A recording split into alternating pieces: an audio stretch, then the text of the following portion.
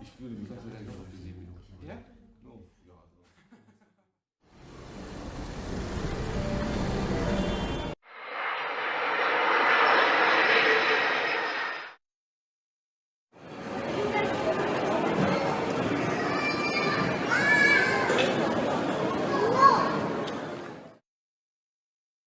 So, make your reservation at vacation resorts and enjoy what life has to offer you.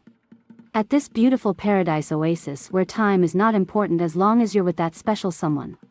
Book your trip today. So much. Looking forward to seeing all of you now. Okay, I'm going to say good night now and thank you again, okay, Dr. Weeze? All right. Thank you, Wayne. Okay, be safe now. Take care. Talk to you soon. And stay prosperous. I plan to. You too. All right.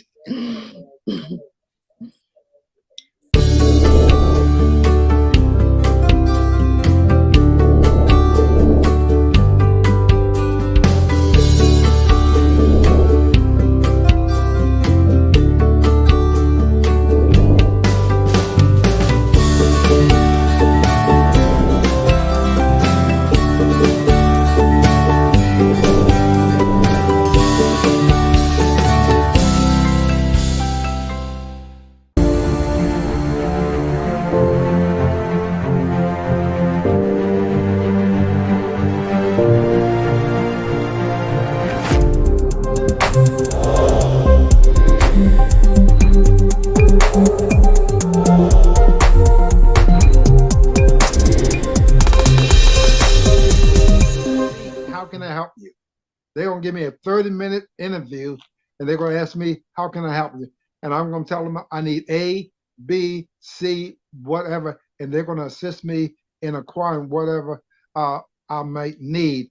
I am really pleased to have found this organization. All the money to that email address, and the request was in pounds. So they may be dealing with a British bank there, but their money, their currency is CDs.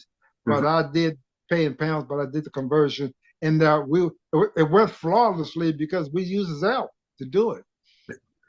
Zelle is a very popular app that most people do have. And see, that's what I like about this is you and I, we speak the same language. We understand these instruments. And I'm just asking the questions that people who are going to watch this and hear it will say, I'm glad he asked that question because I was wondering how that would work out. And that's really Wayne Randall financials and money management strategies are essentially what he does. By helping you and your family to better manage your monthly cash flow to using strategies to increase your financial portfolio. By assisting you with real estate techniques to buy, rent or flip properties.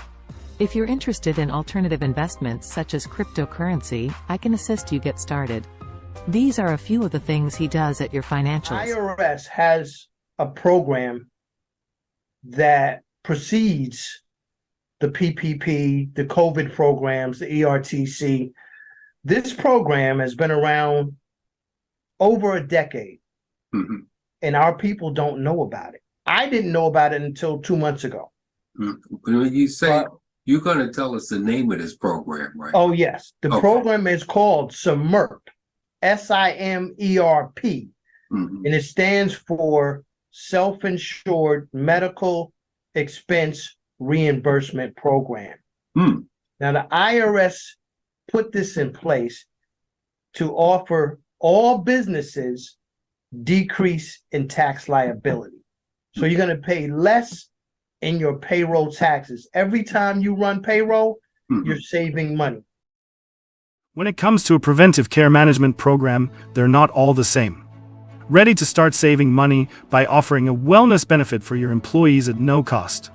That's why you should choose SIMERP. It's an employer-sponsored workplace program that provides employees the opportunity to upgrade their benefit package.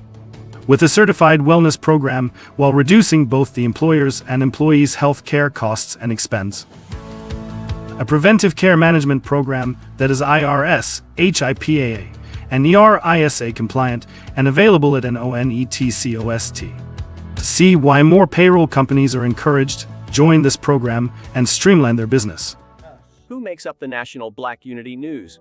It's comprised of a multi-talented network of professionals that span the globe. In this showcase, we'll talk to the very people who contribute the success of this national network. Here you'll hear what drives the very people and what they're passionate about. Yesterday, we had a group from Leadership Maryland who, as a part of their program, visited the museum, and I took them on tour. And I was telling them about Lupita Nyong'o from 12 Years a Slave, and this world famous actress now has done so much, but she told a friend of hers that she didn't know how to prepare for her role in 12 Years a Slave. And she's from Kenya. She does, picking cotton and those kinds of things, and everything that the role called for. That was just so outside of her experience. And so she said that her friend told her, and she was in LA trying to prepare for the role, and her friend told her, you need to get down to Baltimore to that little wax museum, because if you go through there, it will give you everything you need. And she got on a plane, flew to Baltimore, visited our museum, and she said when she went through the doors, the first thing she saw was a 500-pound bale of cotton.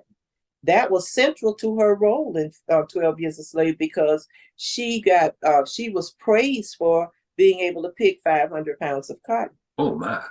And so she said that when she looked at, she said, so this is what 500 pounds of cotton looks like. And then in the article, she proceeded to take the reader through our museum. She took them on a verbal tour of our museum in that article. Yeah, what she physically or visually saw.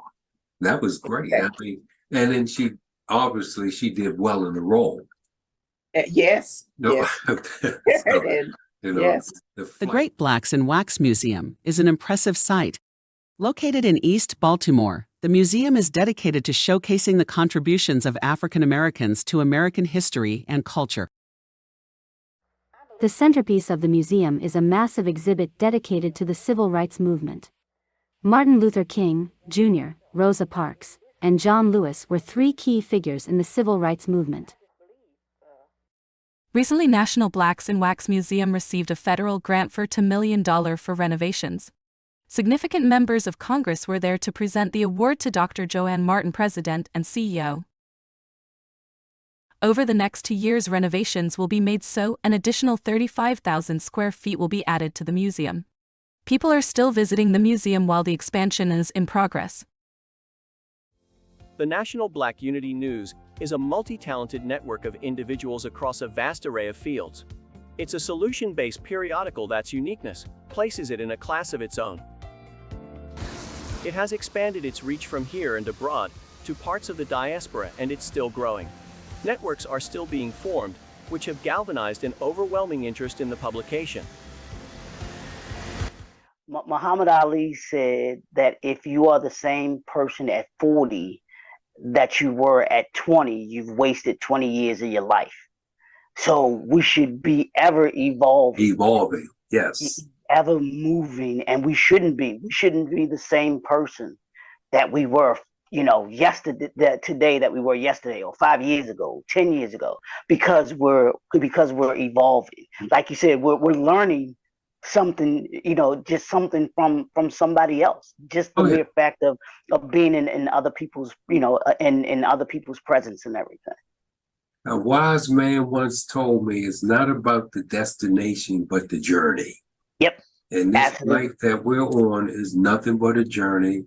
And people come into your space, people come, people go, some stay, some leave, however it may be. And through this exchanges of information and experiences, we should evolve. Although we never touched, my eyes slowly caressed yours, quietly but sporadically, absorbing the tenderness of the moment. Our minds embraced and reached a sensuous height of compatibility.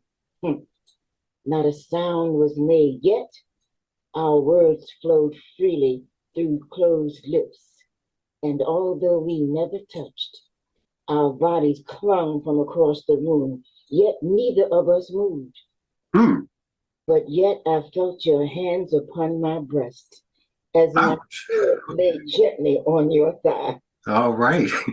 Our lips slowly, rhythmically rubbed and nibbled the length of our moist, trembling, impatient bodies, creating moments of ecstasy as our minds united and ascended to a climacterial heaven.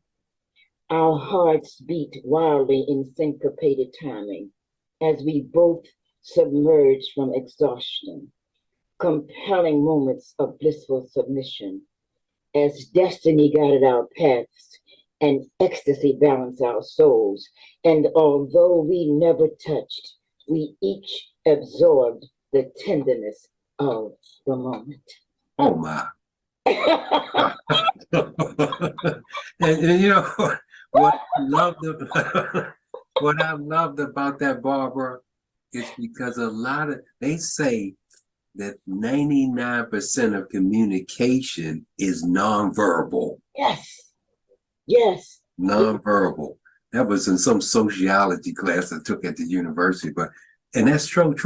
That's true. Those words that you spoke, I mean, you could have a thought about somebody and never say anything. You could see them, admire them, and never had touched them. There you go. You had a thought, and they could be having a thought about you too. And oh my. Oh my. As I say, people, use your imagination. Hi, everyone. As a book publisher, my job is to find authors who can create books that sell. I work with authors' agents who screen the work of writers. I also provide feedback and guidance to authors to help them improve their craft and meet the market demands. These are platforms that allow you to share your articles with your followers and network. Some examples are Twitter, Facebook, LinkedIn, and Instagram. The authors in this showcase have shared their inspiration, why they wrote these books, and how they are doing since they'd been published. Side of yourself and look into somebody else, because there's always someone worse off than you. And when you get into the world of other people, it helps you sort of put your problems behind. That's why a lot of people get involved with the cancer movement or all these different movements, because they may have lost a loved one, but they want to get involved. They want to be a part of the change. Be a part of the change. If you have mental issues or you're going through this, get involved, help other people, and it will save your life. I think what I get as a takeaway with that is something you said. When you help other people, in essence, you're helping yourself. You have to get permission. I got permission to continue as an adjunct faculty member. So I love to teach. So I taught statistics, I taught child psychology, I taught human growth and development, special education, test and measurements. Those were probably my 5 courses that I rotated through. I taught 2 or 3 classes at a time. And this was once or twice a week, 5 to 7:30 or 7 to 10. It sounds like, that was your passion.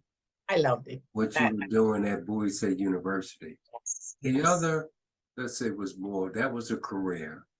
You have a PhD. But what you were doing at Bowie State University, that was more of a passion. And that's why I retired as soon as I became eligible. As I was reading through your bio, it said, now you are retired from both. Yes. Both of these careers. And here's the next question.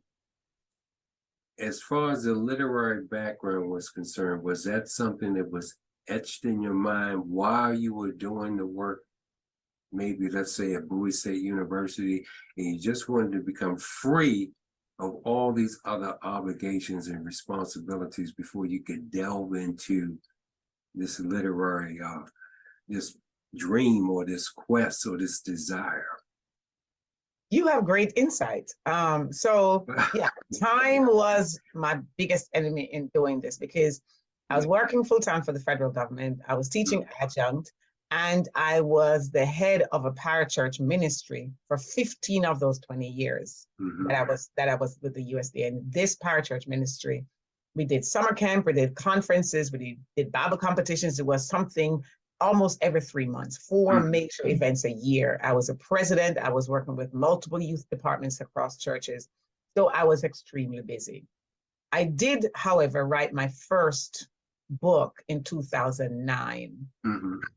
And not having time and resources actually to market it, it circulated in my circles with the churches I was linked with, but I didn't do the work to market it. So it literally sat there. Okay. Film production. As a producer, editor, and host of the Finance Hour, it's always been his intentions always to uplift and educate the community. The podcast network platform has afforded me the opportunity to do just that through interviews, public service announcements, commercials, documentaries, and currently his latest work on various showcases with TNBUN Publication. We who believe in freedom cannot rest. You believe in freedom cannot rest until it comes. We who believe in freedom cannot rest. Hear me talking to you. We who believe in freedom cannot rest until it comes. Welcome to the Museum and Historical Places Showcase. We will hear from leaders from grassroots organizations, Esther Armstrong Sankofa Children's Museum, Dr. Joan Martin Great Blacks in Wax, and Ronald Miles, our JY Chick Webb Counsel. Today, Mr. Miles. I am doing exceptionally well, sir. I wake up every day. I know I have something to do, and I try to, and I accomplish those things. I like to hear that. That sounds like something that I do. When I wake up, I'm just grateful to be up. Thank you, sir, for that. What a pleasure it is to have you on the Finance Hour and be an integral part of this museum and historical places showcase. You know, you've been very animate with your quest to bring the Chick Webb dream to life. And what I've read, you've been doing your due diligence to no avail. And for some time, you haven't been able to yield the results that you and the council deserve. And in our earlier discussion a few days ago, we talked about hitting those hot topics. So that's what we're going to do. So with no further ado, we're going to get right into those hot topics. Okay. Can you elaborate a little bit on Chick Webb's dying wish? Yes, here in Baltimore, it was very, very segregated. We had no public facilities for Black youth in Baltimore. And Chick Webb, being a native Baltimorean, became very famous in New York. You know, he was the, I would call it drummer king at the Savoy. And he was also one responsible for the for Ella Fitzgerald. But anyway, knowing his community here in Baltimore being segregated, we had no outlet for Black youth. So on Chick Webb's deathbed, he was being helped by Dr. Ralph Jonathan Young. And he has said to his doctor that he always wanted to contribute and give something to the Black community of Baltimore. And what he said to the doctor, he said to call his friend Joe Lewis, that he would fill any house. And that is what Dr. Young did. He called Joe Lewis, and for the first fundraiser to build the recreation facility, Dr. Young convened members of the Rhythm Club in New York. They included people as Ella Fitzgerald, Jackie Montgomery, Duke Ellington, Louis Armstrong, the Ink Spots, as well as the Nicholas Brothers. And there were so many other entertainers. And they came to Baltimore and did a fundraiser at the 5th Regiment Armory, whereas 7,500 people showed up for that particular um, kick-off benefit for the Chick Webb Rec Center. Yeah. And that's what occurred. To make that happen. The first festival was in 1940 when they did the thing over with Fifth Army. With 7,500 people showed up. The tickets were $1.15. That's where all the national artists came. And then you had the Ballroom Elite Giants who did an exhibition ball game, and the Afro-American did a fashion show. And then if you look at our chart, the advertising, you'll see all those black businesses that supported that concert.